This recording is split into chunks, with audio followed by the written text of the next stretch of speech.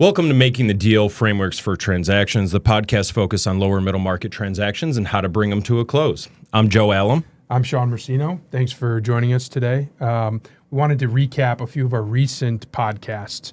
Joe and I had a good conversation, just him and I, about types of lenders. So there are a lot of capital sources out there. Sometimes it's general, sometimes it's special purpose, best fit, who has a history in that field that you're lending in or providing capital in. So that was a great conversation.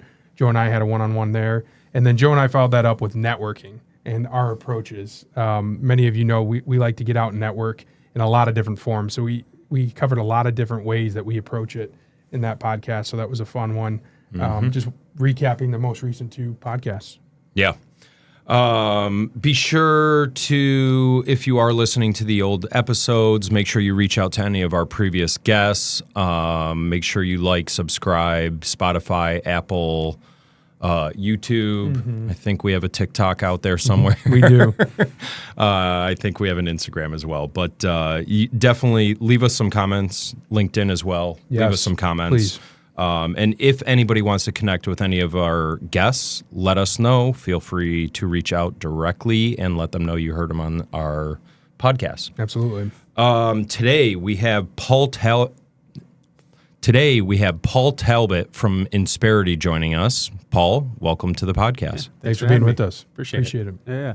And so I'll tell you what, on the networking side, you guys can be validated completely because whenever I drop your names, people are like, those are great guys. You're doing something right. Appreciate that. We tricked them. Yeah, right. No, I appreciate that. And I do. So this is a surprise. I always want to come to a podcast with something to give you guys for your generosity and giving me your time and platform. So, oh, wow. Here you go. Look at Paul, that. you didn't have to do that, buddy. We appreciate you. It's for all my cold cuts. This will be Yeah, great. That's seriously. right. Yeah. Very generous. Thank you, for Paul. that, You're Paul. the man. Appreciate that. Awesome. Let's dive in. You want to tell us a little bit about yourself, maybe a little bit about the firm, give everybody kind of a background? For sure. Yeah, on a personal note, born and raised in Michigan, lived here all my life, seen the ups and downs in this economy and the way that we've diversified. And now that we're doing so much on the investment front, VC, PE alike, it's pretty exciting. And so, I was a practitioner in HR for about 20 years and mainly in talent acquisition for growth companies. And I really got a flavor for private equity and getting the healthcare roll-ups. And so for me, seeing the way that organizations can scale effectively and some of the pitfalls that they get into was really intriguing. I said, I got to find something that gets me into a place where I'm circumventing a lot of those risks, right? So I did some consulting for a while, and then Insperity found me, and I said, if I can't beat them, join them, right? And the company's been around for a long time. It's actually the first company that did the professional employer organization model, the PEO model, right? Okay.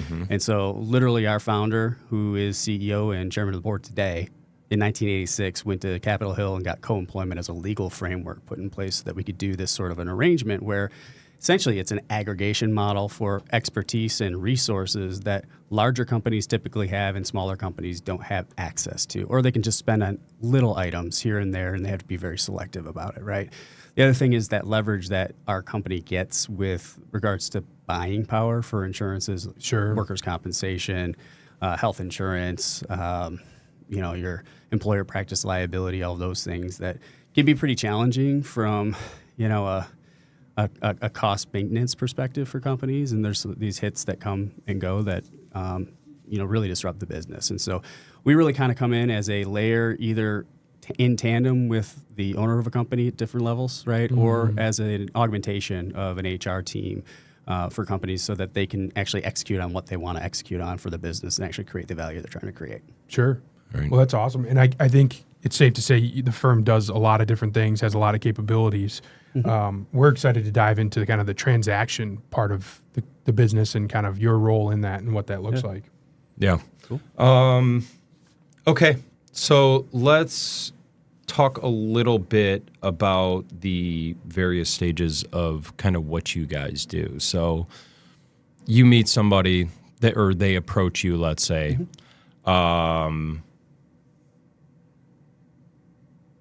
We kind of broke it up into three sections, right?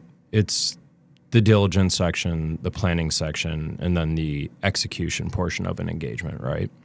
So when you are in that diligence stage, what somebody approaches you. What's the first step? Like what goes into that initial evaluation? Sure. Yeah. I mean, it depends on who we're working with, right?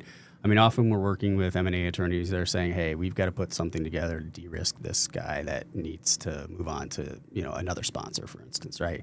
And so we may come in and evaluate their processes, procedures, more, conversationally, and then do a little bit of a pro forma on what their labor costs look like, right? Mm-hmm. And so that's really helpful for, understanding what an acquirer might be getting from just a cost structure perspective, yep. right?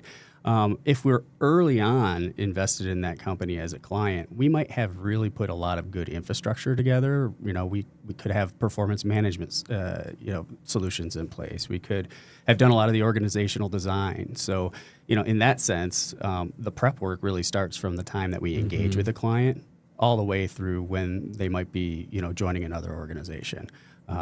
So I could say that, there's a lot of different parties that end up coming to us. So you can talk about those that are the acquirers, right? Yep. If they've got a target that they're looking at, they want to understand, like, what are some of the things that are, it's really pre-diligence, I would say, for us, because they want to look under the hood before they really invest a whole lot into going through that process. Now, what we aren't doing is signing off on anything and, warranting that, our evaluation right. has whatever, but we can at least give you a little bit of line of sight into the business, say these are the things that I would be looking at, especially from a cultural perspective and just like a leadership decision-making perspective, because we really glean a lot through our process as we go through a pretty significant amount of steps to assess risk and opportunity. Sure. Okay. And we were talking beforehand, I think there's like 14,000 different companies that you guys have worked with. Is there a certain number of people that you're looking for that like makes the most sense for somebody to even approach you or to be brought to you? Yeah. So if you look at our 10K, we have an average client starting size of employee size of 27. Okay. Right? And so, our sweet spot is going to be in that really 20 to 150, 200 range. And then for the standard products that we put together over time, we really started to move up market as well and putting some more customized bespoke solutions together for companies that have a little bit, larger footprint. Right. But our core business really is going to be in that emerging growth to lower middle market. That's interesting. Yeah, that is interesting. Yeah, I honestly would have thought that it would have been like larger companies, to be honest with you. I mean, they certainly are. We have an appetite for it. Yeah, of course. Sure. What we end up calling it, though, right? Because these companies that we help to grow and enable them with their people being more effective is the success penalty, Yeah, right? sure. Because they'll graduate at some point, or we've built so much infrastructure and trained their people so well that ultimately they have the ability to move on to internal resources. Sometimes that makes sense, sometimes it doesn't, and that's why we're continually trying to drive more development within our middle market, platform, including, some other pretty key partners in the HRIS space. Sure. So what firms? So you mentioned like attorneys, stuff like that. Are there certain partners that you end up working with a lot on the front end? Like, is it the attorneys? Is it the CPAs? Is it the investment banks? Is it something that like maybe we wouldn't have thought of? Yeah, I think it depends on who their trusted advisor is. It's not always, because it's like a lot of these businesses run with a committee of advisors, Yep. right? And some of them are going to be the ones that actually take action and make a selection of something or a suggestion. I do see CPAs when they're looking at long-term cost containment. Yeah. They see us as a strategy to do that, right? Okay. They don't tend to have as much of a vision for the overall human capital infrastructure, but the ones that are really smart and understand that's what gets a business to the point of really being scalable is, those are great ones for us. On the attorney side, I'm typically working with either the LaborNet, the L&E attorneys, right, are always going to be good sources, and we partner pretty well with them. They're going to be the ones that are helpful. They're engaged in diligence, right? Yeah. And so they might come to us to say, this is what we need as a solution, and it kind of their weight in gold, right? Yeah. So, Do you see like financial advisors in there? Not as much. Okay. The financial advisors, what we'll find, here's an example, right? So with financial advisors, a lot of times they're managing both the 401k for their client and they're their wealth manager for the owner or their executive group, Sure. right? And so what we uniquely are able to do in our business, as opposed to taking every single component, like the 401k we do take on, but as opposed to like boxing those people out, we end up creating a custom plan that they can still maintain, even though they're part of our larger organization and get our economies of scale. So, yeah. So you really collaborate. It's not you're not moving people out of their roles with the company. No. Like they don't need to be concerned about like taking the relationship or something. That's a good point you bring up, right? Because the biggest traditional point of tension for professionals with professional employer organizations, PEOs, is the insurance broker community, right? They think that if a PEO comes in, they're going to be, basically cutting them out of the deal because they're looking for price savings, right, on the insurance that broker can't go out to the market and get for their client. Right. That's just not the case. You can still keep that insurance that you want. We'll see that in Michigan quite a bit, where Blue Cross Blue Shield is the brand name and has the network and all of this stuff that people feel comfortable with. And so we can make that work for a company if they want to keep their insurances. And at the same time, we can help make that broker whole in a lot of ways with some of the ways that we partnered on a channel. Interesting. That's good to know. Yeah. And then I take it there's the internal aspect of the team. So who would it be, like the HR director? Would it be the CFO? Who are you working with on the company scale? Yeah, on the company side, it's always a collaboration, right? Yep. Like I think it depends on the size of the company. Some are going to have a dedicated HR person. Some are going to have that kind of resting in the CFO's hands, or even the owner or CEO is going to be managing all of those aspects, right? I do think that having the visionary communicate with us from the start is one of the most important parts to our process. So we understand how to align our strategies to where they're going, right? Sure. And that person sees the entire picture. CFOs sometimes do, sometimes don't, but they're incredibly important in evaluating this financial picture, along with understanding how the rollout would go, right? HR, if we have an HR dedicated person internally, I think one of the things that they find is that this is an opportunity to actually enhance their career and have resources available to them to give them the seat at the table that they're talking about, right? And so it's about execution and firepower. Yeah. Okay. Interesting. I, admittedly don't know a ton about the PEO ecosystem, but maybe you can walk us through some differentiators for your firm versus some of the others out there in the space. Sure.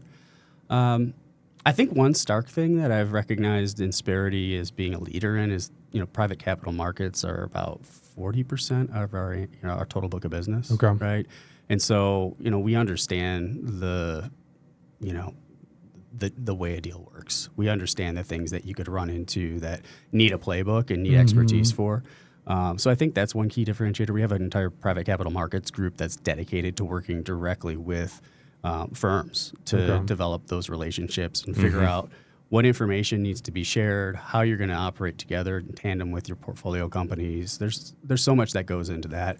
The other thing that I think is interesting is that I mentioned the first PEO, in the state or in the country, and one big part that you see over the course of time in this industry is that I think the sell for a long time was economies of scale, getting the benefits, reduction in price, the workers' comp, and there's absolutely value in that, no doubt about it. Self-service was the way that most of the industry went. We have a proprietary software system that allows us to facilitate that, like as well or better than any of our competitors. But what we did back in, it's terrible that I'm not going to know the actual year because I should be the historian here, but I think it's 2012 is when we rebranded from the company called Administaff to Insperity, which is literally two words together, inspire prosperity, right? And we just believe in respect for the individual and the capacity of humans being able to make a difference in the world. So as a segue, right, is that we started investing in the actual infrastructure of humans doing the work that takes nuance to execute within an organization. And so for me, that's the key differentiator. As an HR consultant prior to this, my biggest challenge was managing both business development and execution at all times. And I would bring in contractors here and there, but the depth and breadth of experience was something hard for me to kind of manage, right, for those clients that I had. With us having this really, really deep group of experts in each one of these functions, which, by the way, a dedicated team is given to each one of our clients. That's a differentiator. Okay. I think what you draw upon there is kind of like your big four firm that has all that embedded expertise and firepower that you just don't have with, say, some of your small and regional PEOs. At the larger scale, I think our service model in general, again, margins are a little bit better than most of our competitors. And what we do to offset some of that so that you can retain the services and actually get the most value for human capital, right, is we have one master entity that we're putting all of our people under for their healthcare, right? Okay. You'll see our competitors, they have, 10, 15, 18 different entities that they're doing risk segregation with, right?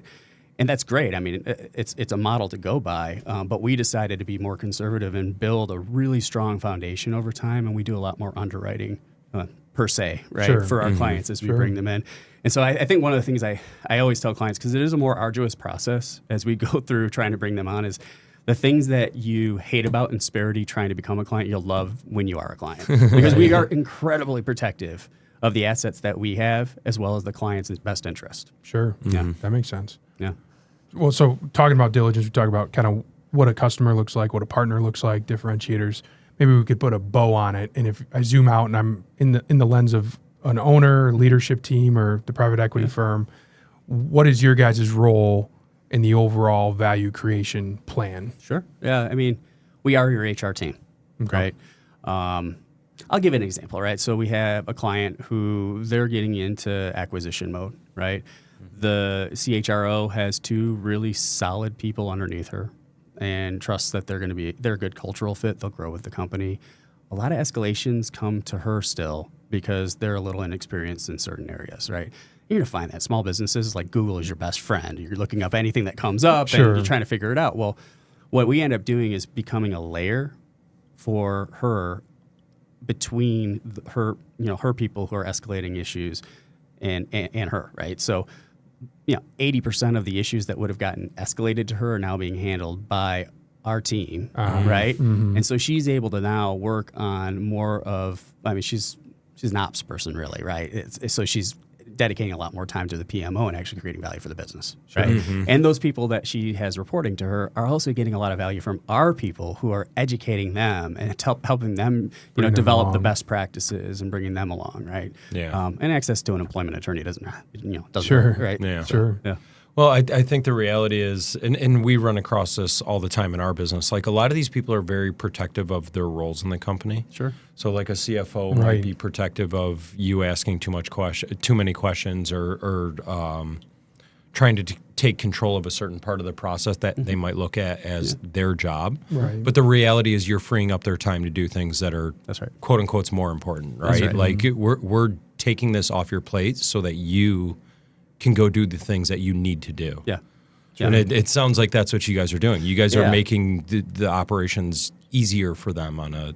That's right. Mm-hmm. And I think, the profile of a client for us is not going to be one that's in stasis, right? We want a client who has we call it a getting better agenda, right? Sure. Whether it's them trying to turn the business around, really just like have incremental profitability come to the table, or, they're looking to exit. Like, we're going to meet them where they are, and we're going to put the right solutions and people aligned with what they're trying to execute on. Yeah. That makes a ton of sense. It makes sense that that's what you guys are looking for, because otherwise, what are you doing? Right. No doubt. Why are we here? Yeah.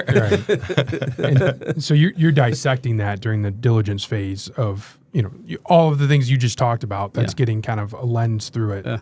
And then, so I guess to pivot to the planning phase.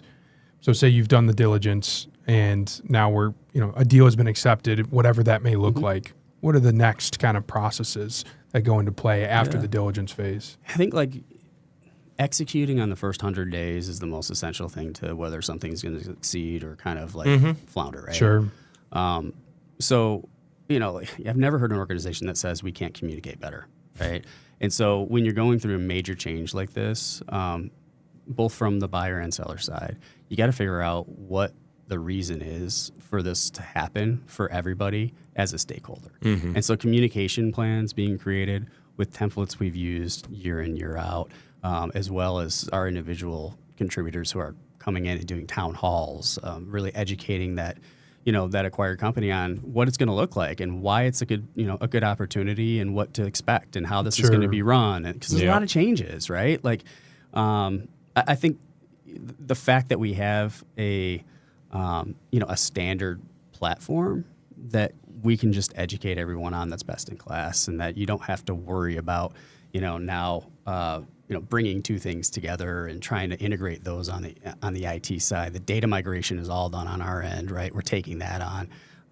So I think those are important steps to it. But to me, I think like the communication is probably the biggest value add that we have, because like we're just reducing that fear and anxiety that people have as they're getting into the relationship. And so, as we work with teams, we're identifying those times or teams, I should say, where there might be a potential for rumors to surface. Yeah, right. That could really like crater something if that starts to become more of a toxic situation, right? Absolutely. And so being more proactive about that and saying, hey, I'm seeing this, being your eyes and ears as a third party, and you'd be surprised like how people feel comfortable opening up to a third party like us, because they think in some ways, and we're an advocate for them, but we're an advocate for the company as well. And we're trying to make sure that everything works well for every single part. That includes employee and company. It's aligning everybody's 100%. interests. 100%. Look, we go through transactions all the time.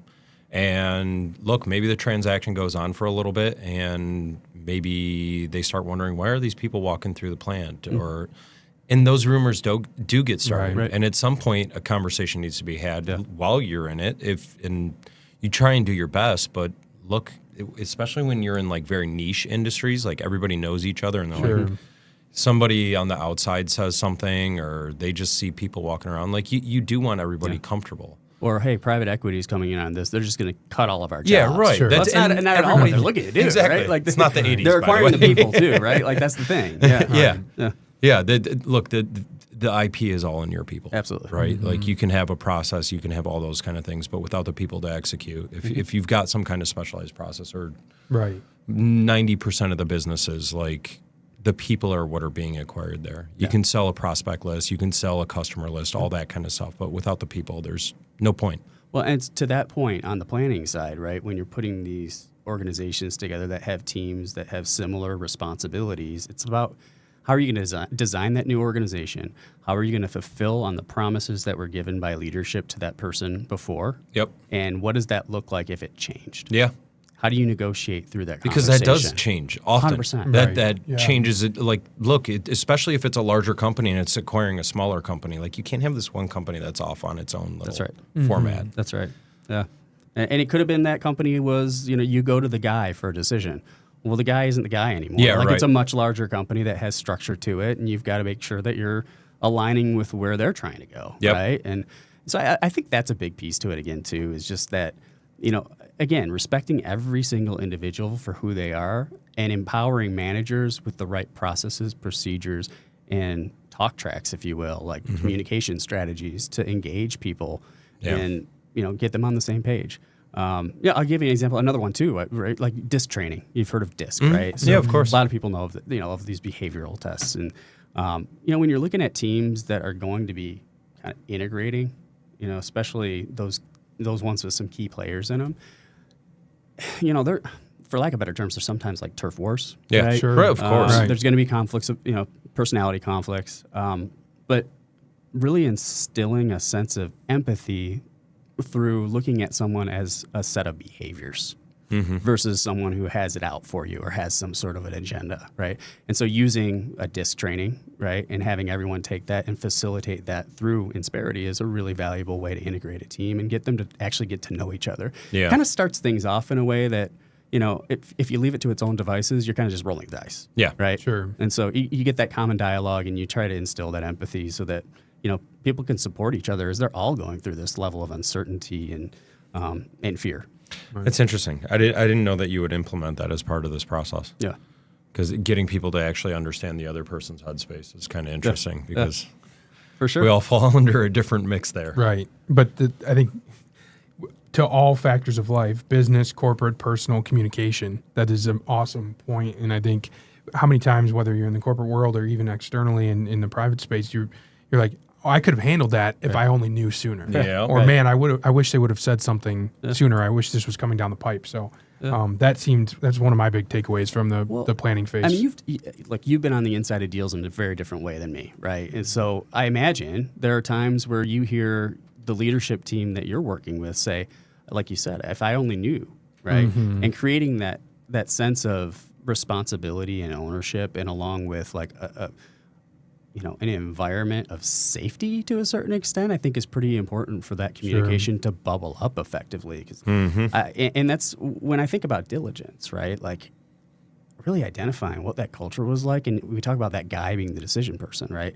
That person could have been totally authoritarian, and you're trying to put them into a new organization. That's why they were failing. They couldn't grow, right? Yeah. Because of that management style. Sure. Then you bring these people in with all this trauma, right? And you're trying to make certain that they're going to be happy and effective in this new organization. It's like, you almost are a counselor at that point, right? Right. And so how do you get your leaders to understand that and not think that they're just trying to like push back against you? Yeah. And there's a lot of give and take that we go through to make sure that those leaders understand what's going on and the approach that they need to go through. Yeah. At the end of the day, too, like there are going to be some unsalvageable people. Sure. Right. That's Like just the some nature people of it. just don't want to do this Yeah. for whatever reason. I don't want to change. I've That's been here it. for 25 That's it. years. And so respectfully, diligently help them get, beyond the organization. Yeah. Right. And protect the company from the liability that but comes not with the that. intention. Right. No, exactly.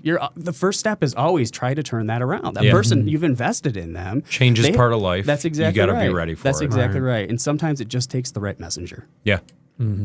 Yeah, that's huge. Look, communication. But I got to go back to this because, I don't know how many times I've said on this podcast that I become a therapist for my clients. Right. Totally. Right. Like that is a very real thing. And all parts of it, you become that ear that people, like you said, that third party, even though they don't know you as well as the people internally, like they're far more comfortable telling you stuff that they would never say to the boss or say to the employees, all that kind of stuff. So, yeah. It strikes a chord. It makes me think of our friend Matt Derry and the Q5 experience, behavioral therapist, when that's on a owner side, but that also exists on the employee side during a transaction like that. Now, different type of stuff going on, but it reminds me of that where everybody has something going on, period, let alone in a transaction, a merger, acquisition, anything like that. Yeah, big changes. You got to have somebody to bounce stuff off of. Not everyone can have the line of sight into everything that's going on. It's just not possible, nor is it wise, right? So, just understanding and those people and meeting them where they are, and again, it's showing that empathy and having the training to be able to do that. So, I think from a playbook perspective, doing conflict management training, which we have a whole slew of trainings that we put together, and you can even do them in person if you have a minimum of 15 people, right? Like we'll come out and do those trainings for you. So you want to try to de-risk your implementation, your integration, set your people up with the skills that are relevant for that time, right? That makes a ton of sense. Okay, so we hit communication. What's next on the list? Yeah, I guess maybe walk us through. So you kind of talked about planning for the people, the communication, kind of executing the processes or planning for the processes before execution. Who are you working with more during this process? Is it the acquirer, the target, mix of both? Like where are the attention? And part of it probably depends on who you're working with, but I guess maybe give us a little color on that. I mean, the best situation is we're working collaboratively with both sides. Right, because we just want to see the best outcome for the deal to happen, right? Where I think we add value for the seller is on making certain that everything is buttoned up prior to diligence, so that when they go through the process, there's not a bunch of R&W issues down the road. Like they don't have 1099 and W-2 situations. Taxes are paid. Multi-state compliance, especially in the advent of the of the remote era, right? Like that things are taken care of from that perspective, and there aren't a bunch of lagging issues that are going to come up post-close. I had that pop up in a transaction it's recently, hard, by the way. Right. It was a fun one. Yeah, okay. Well, the two sides disagreed. Surprise. There's a lot of things that could crater a deal, right? And so we want to make certain that for the seller, they have everything buttoned up and that buyers can feel comfortable knowing that our logo is on, in that data room, that things are going to be okay. And by the way, I mean, we're also taking on a lot of the liability and sharing that with the client. So we have to be really proactive about the approaches that we take and make certain that things are, in line. Yeah. Right. So that's where our scale, I think, is really helpful. On the buyer side, I think, again, I think it's a matter of understanding what they see. Well, I mean, what both sides see is the best way that they're going to drive the value creation plan, right? And to the extent that comes through people, which is a significant part of it, right? You've got to look at how you're setting your people up for the right roles and responsibilities. And here's an example that I used before, deal makers, right? Yeah. Is you got a seller who is a SaaS company that has a really innovative product, right? It's really starting to cut up some market share. It's displacing some of those modules that a strategic buyer, in this case, right, is losing ground on. And so they say, I'm gonna pick these guys up, right? And by the way, we're gonna go ahead and save some money by optimizing our sales workforce. Well, the salesperson for that innovative company selling a vision for a market that hasn't been really, retained by the monolith, right? They're not going to be the same as the person who's that, this is what it is. They're old, tried and true, right? They've got their network of good old boys or good old ladies, right? And you got to be understanding of what sort of pitfalls can come with those two cultures and products at the end of the day, and what the customer looks like, right? Like, does that make sense? Yeah. Yeah, absolutely. Yeah. When do you typically get brought in? Like, what stage of the process do you get brought in at? Like, is it usually further down the road? Is it pre-signing LOI when you're on the sell side? Like, are you doing all this stuff before they're even out to market? Or obviously on the buy side, it's once they found a target and they're diligencing it, and I'm guessing that's more of a condensed timeline. But where are you getting brought in on the sell side typically? Or does it vary drastically? The best time to bring us in would be 2 to 3 years from when you're going to make the transition. Sure. Like, get stuff shored up, have a plan, put together your processes, and make yourself a better asset. Yep. Right. Yeah. Improve the value, all that kind of stuff. Now, what I'll say is, like, IBs who are on the sell side focused, primarily on that, like, they see us as a good mechanism within their workflow, right, to identify what companies are really the ones worth pushing further down the pipeline, right? And which ones they can go ahead and say, you're not ready, but this is what you should do. And we pick up clients like that because they're like, you need to shore this and this up, or it's just not going to be a good situation for your exit, right? Yeah. Like, you want to maximize it, work with someone professional, right? Yeah. Yeah. Speaking of Matt Derry, like that. Right. Same kind of concept, right? Yeah. We need a runway to best perform. Yep. But I'm sure that's not always the case. Sometimes you have to dive in mid-cycle. Yeah. I mean, don't get me wrong, we're getting problem children. Sure. Right? Yeah, of course. Right. Those turnaround situations where, your internal HR workforce, right, isn't really, adept at these really high conflict, high intensity situations, right? Yeah. Nor do they have capacity, right? We become that extra layer. The expertise is there, and you're not depending on people learning on the job. You're looking at, like, much more assured execution to get things done.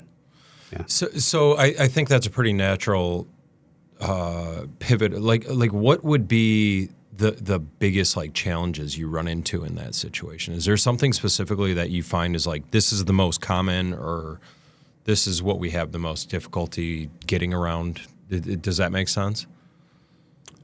Say it in another way, if you wouldn't mind. Yeah. So when you're in this phase, when you're in like the planning phase and starting kind of is it getting people to actually communicate? Is it getting, like, what are the challenges that you're running into that would make your process more difficult for you? I'll say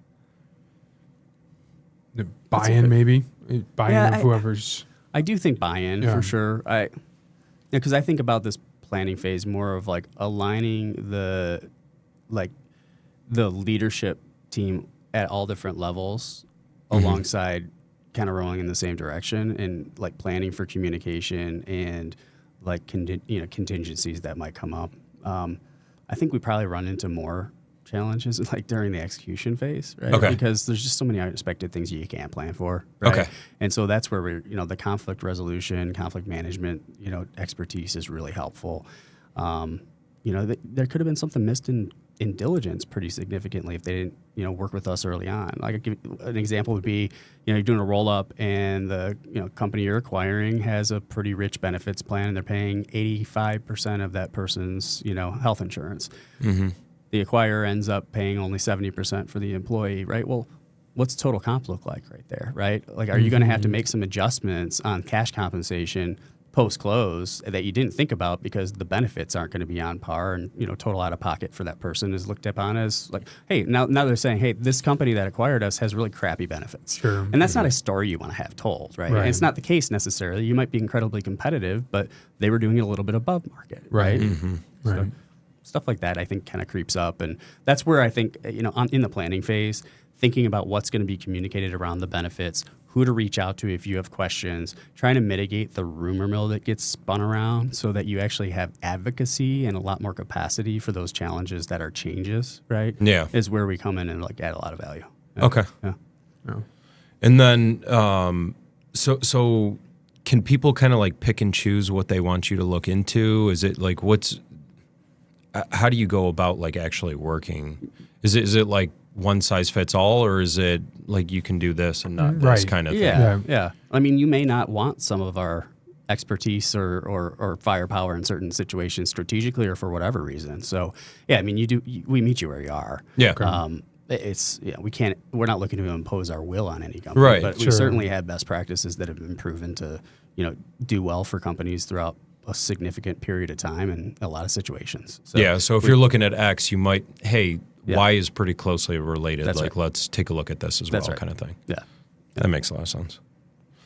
Okay, so let's get into execution now. You've done all the planning. You've met with the team. I think you've communicated with kind of the management team really well. Maybe had some preliminary conversations with the employees if that was appropriate. What's the first step in execution for you? I mean, first 90 days, really, we've worked on all of this culture stuff. We've figured out what the messaging is going to look like. We're going to be there, as your support system from the perspective of the humanity of it all. Executing on payroll, make sure benefits are, enrollment is done, 401ks are taken care of, any transfers of balances, all that sort of stuff after 90 days should be done so we can start working on truly like that, what that quarterly plan looks like to move the organization forward more on a strategic basis. So it's really that simple, right? If we got the payroll going, we got benefits going, we got the 401k, all the things that are like just plain hygiene. Sure. We're in good shape. Yeah. And we know that during that time, there are going to be people who are frustrated, who need additional education. Yeah, right. And so that's one of the things that we'll continue to do throughout the process, especially first 90 days, is say, reminder, this is where you need to go with this. Hey, frequently asked questions, right? And like, you got to have someone on the inside who's a point person as well, because we're not on site all the time. Exactly. But it's just about over communicating more than anything. Yeah. Where's my paper check? That's right. Right. Or in California, where's the rest of my pay? Because I decided to resign today, right? Oh wow, it's crazy. Right. Yeah. This is a total sidetrack, right? But in California, they have a new law called, I can't remember what the acronym is, but it's PAGA, right? Where everyone is deputized to be finding employment law violations and reporting them back to the state. So literally, attorneys are going out and finding people to go and look at health code violations, overtime issues that they see. Wow. And the expectation is that, the assumption I should say, is that the employer is wrong and that they need to prove their innocence. I saw an article on this. It was within the last couple of months. I know exactly what you're talking about. And it sounded bizarre to me to weaponize the people against companies. Like it's like a narc program. Yeah, Wow. It seemed very odd to me that it was it was really, really odd to me. But I think that's where the case for value with us comes, Sure. right? Yeah. It's like, okay, holy cow, this is a new challenge that we have to navigate, and we don't have boots on the ground in California. We have 10 people who are in a satellite office, and we need to make certain that we're covering ourselves. Having a labor poster out there for every single location, including your remote locations, just getting that execution done, it gets put to the back burner, right? Unemployment claims, right? A lot of companies, they're not looking at the unemployment claims that are coming in. They're just saying, just pay it, right? I don't have time for this. And if it was a termination that really had some charge to it, you might say, yeah, I'm going to fight this. But one example is a company out of Florida that we were working with that, we evaluate every single unemployment claim, right? That's what that team is designed to do. And so they read through the reason for termination, which is important to decide whether or not that person is we're going to fight that claim or not. Which, by the way, you as the employer have some, you have some levity on how we handle that. Yep. But we read in here that it was the reason for termination was sexual harassment. Like, whoa, red flag. Like that doesn't normally come up on a voluntary term. What's going on? So we call the owner of the company. Find out that she left in a huff. That's all he knew. And the manager of this person was the owner's son, which makes it very hairy. Yep. And so we get on a plane the next day, fly out there, and owner agreed that we can do an investigation, right? Through the investigation, 6 other credible claims came up. You can imagine it's a really big challenge to say, yeah, someone's doing this, it's making me uncomfortable when you're thinking about preservation of your job and economic ability, course. right? And so ultimately, we had to make a recommendation. It's a very hard one to say, hey, your son needs to go. Yeah, right. Because there's potentially 7 claims here. And, oh, by the way, your deductible on your UPLI is like $50K per instance. So Yeah, right. wow. like $350,000 is going to be kind of expensive. And so he agreed. I mean, they didn't take his minority shares away, but like at the end of the day, they let him go, got him out of the operation. And then so we went, after the fact and got waivers signed and made some remediation plans to make sure that people understood that they could continue on and, have a fruitful environment and career there. But that remediation was a big challenge that was chocked full of emotions. Yeah, of course. Imagine, right. But and that's a hard, I've had to make recommendations of demoting a spouse before. Like those, good luck, Sure. Over the weekend, things can change very quickly, right? Like, so, right. And so again, that third party involvement, I think, is really important at times, especially, in a family business environment, especially. We'll go in and do mediations, like it's challenging. You have a family business, super, right? Yeah, that's super hairy. Look, Yeah. I've gone through the family, like my whole family has basically, my brother went through, I took over the business. My father founded the firm, and there's a lot of butting heads. Yeah. And I can only imagine when it comes down to stuff like that. Yeah. Like, parents are going to be protective of their children. Sure. They're going to believe whatever they say. And once you come through with the actual data that says, like, look, this is credible, like that's such a hairy situation. I can't imagine what that would be. Well, it like. changes their entire worldview. Right. Yeah.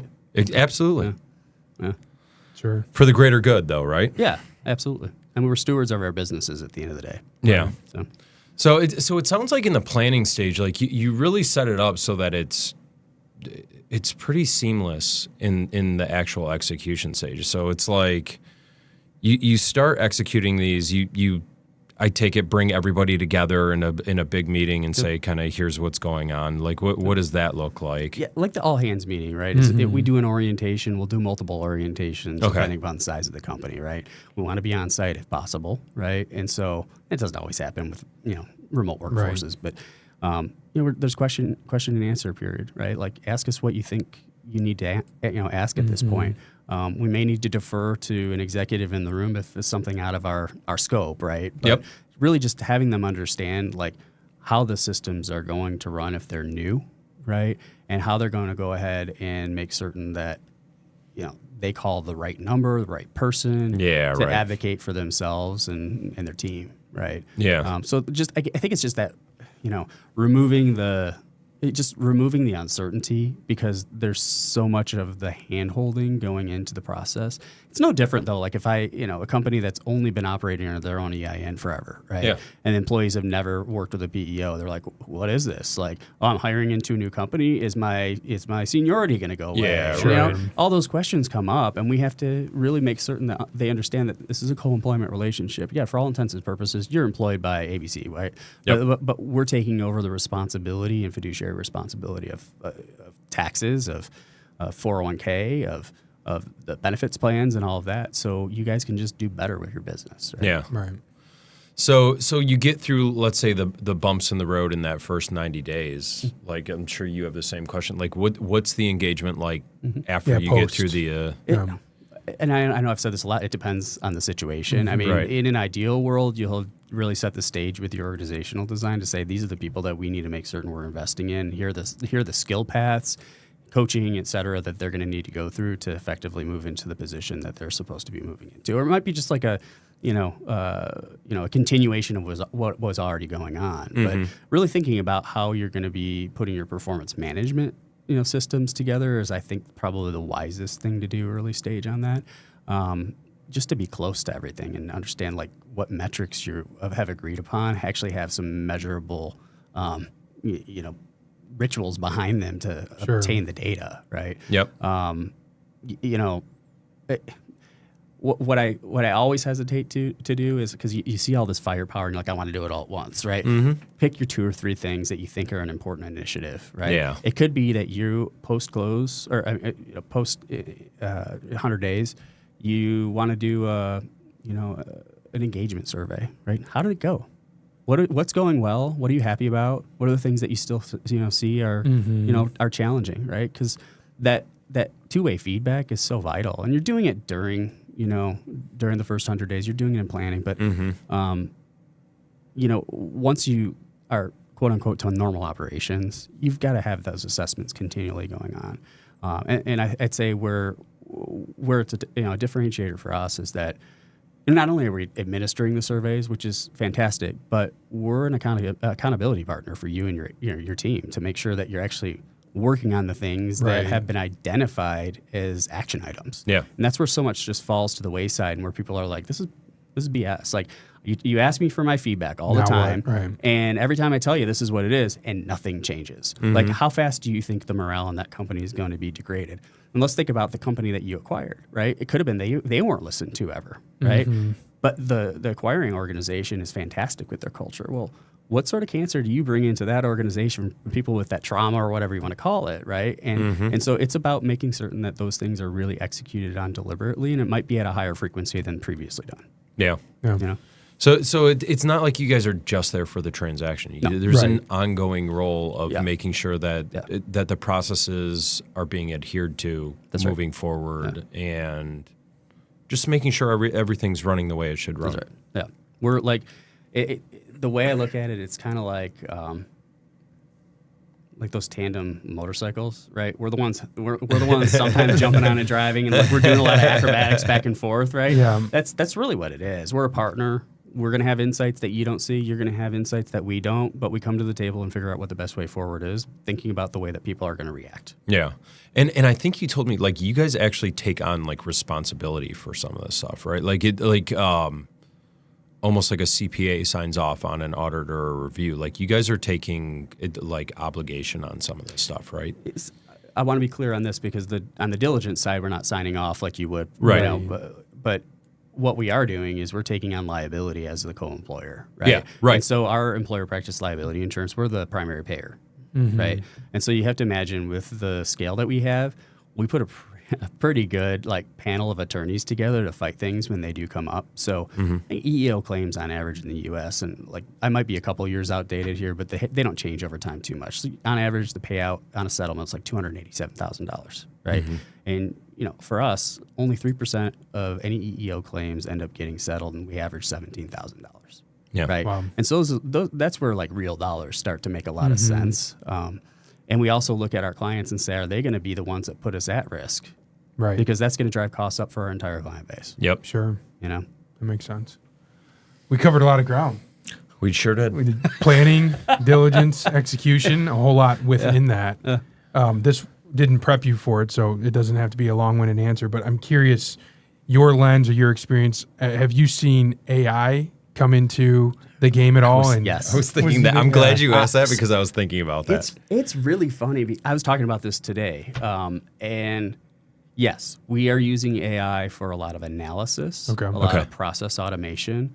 I think as companies start to find more opportunity to automate their mundane tasks, right, that's going to kind of impact our employee growth model because we do a per employee per month fee, right? It's a subscription model. Okay. And so historically, our ability to help companies grow, while we're not growing completely linearly because hopefully they're getting more efficiency out of the way we're doing things, the headcount does increase a little bit more. So when we're projecting our financials, it's a little bit different. Now, we help them really build a system and an environment of trust, which I think is imperative for you to be able to like roll out AI effectively in an organization. It's like, I wonder if we're cutting our nose off to side our face, right? Yeah, right. And, but I don't think that's the case. I think what we're looking at is we'll pick up more clients, maybe more units at a higher margin, because we're more effective at helping them scale because of the way we're setting up that environment and allowing them to attract and retain talent. Yep. Right. So, but yeah, I mean, there's a ton that can be done on that end, right? We talked about, about self-service with the software, right? Like, there's a lot. Like, think about some of the things with behavioral analytics now. How communication plans can be put together. What change management looks like when you can actually put it in everyone's language that they're going to receive most effectively. Like, it's kind of exciting to geek out about the ways that we can do stuff with people now. And so yeah, I mean, the horizon is interesting for sure. Yeah. It's a good question. I'm glad you did Yeah, that. I was thinking that earlier, and then I forgot about it, so I'm glad you asked that. Yeah. No, well, we appreciate you being on. And one way we always end our podcast is, obviously, you've had been a part of a lot of transactions. Is there a place that you go to celebrate a transaction, to maybe start a transaction where you're prospecting somebody? Coffee, lunch, breakfast, dinner. What spot do you... Don't forget cocktails. Cocktails. Okay. Yes. What spot do you frequently find yourself at? I'm going to give you two answers to this. Okay. So the first one is a non-drinking environment at my office. There's this chair in a small little square box room. I think it's like a lactation chair because it's got these sides on it. Okay. But whenever I'm sitting in there, I'm going to ask you for something. Right? So if I'm on a call with you and you see this thing that's enveloping me, but I have great luck whenever I'm in that room. Interesting. So it's the key chair. It's key, dude. Absolutely. Wow. Swivels. It's got a little footrest and stuff. It's the way to go. Wow. That's my closing chair. The other is I love Mex over in Bluefield. Yeah, Right? it's a good spot. It's so good. Margaritas are great. All fresh juice and. I mean, the way they marinate their meat. I always get the enchiladas. Yeah. I'm a creature of habit on that. Yeah. So every time I've had a closing meeting or a kickoff meeting, I've gotten a client or a relationship that's generated a client. So testament to them. Ooh, I'll buy some. Knock on some wood. Yeah, I know, right. Yeah, for real. Wow. No, that's a good spot. I actually like going there. Actually, I like taking my family up there. Yeah. It works out really well, and it's a great space The for. brunch is really good You too, can do man. anything there. It can be a transaction. I've had a lot of lunch meetings there, but it's also super family Yeah. friendly. Totally. It's just a great atmosphere in there. Agreed. So I like that. That was a new one. That was a new location, and the chair. The chair. I think. Yeah, the chair is. I don't think anybody's touching that chair. It's almost like a picture. Shouldn't say with touch. the People side. kinda know. Nobody's People gonna kinda know. know, yeah. Well, Yeah. See, now I'm gonna pay attention. Yeah, that's interesting. I'm gonna know if Paul's trying to sell me something. We'll have to add that to the question. Where's your favorite place? And then, do you have a key sport coat, a key pair of socks, a key chair, right, exactly. a key pen? We'll have to add that question to the podcast. But my thank gear, you for being part of the podcast today. Thanks for the nice gift. Was Yeah, we unexpected. appreciate you, Paul. Yeah, thanks. Yeah, but be sure to, everybody for listening, be sure to check us out on LinkedIn, YouTube, Spotify, Apple, some of the other platforms Joe mentioned, TikTok, Instagram. We appreciate you for being a part of the podcast. And if you have any feedback for us on this one, please reach out to us, reach out to Paul, and reach out to us on any of the other podcasts. But I'm Shawn Racino. I'm Joe Allen. Thanks for joining us on Making the Deal, Frameworks for Transactions.